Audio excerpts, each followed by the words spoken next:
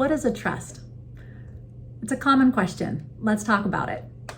A trust is a legal document that says what happens to your assets when you become incapacitated or when you die. When you create a trust, you're creating a receptacle. I like to refer to it as a suitcase.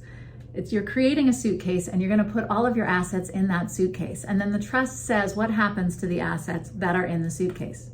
Putting assets into the suitcase is called funding your trust. So the trust only deals with assets that are funded to it. And so when you create a trust, it's especially important to make sure that your assets are properly titled so that the trust will work when you need it. Trust documents can deal with what happens when you're incapacitated and what happens when you die, how funds will be used, who will be in charge of the funds. When you create a trust, you pick successor trustees. A foundational estate planning includes a revocable trust, which means that it's a trust that you can amend and revoke. There's no limitations with how you interact with it personally.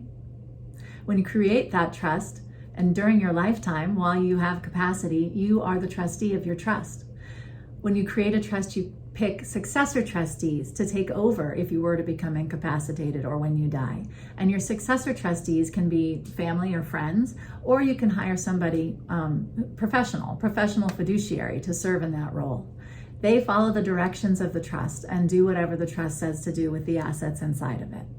Trust can be very beneficial for a variety of reasons, but a revocable trust, which is part of a foundational estate plan, is especially useful for avoiding probate.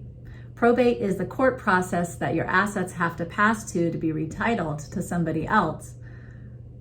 It's a long and expensive process. When you have a trust, you can entirely avoid probate because a trust is a private document. It doesn't necessarily have to be filed with the court. And then your assets can pass privately without court involvement and the expenses that go along with it. If you'd like to chat about creating a trust for yourself or the various other benefits of doing so, feel free to reach out.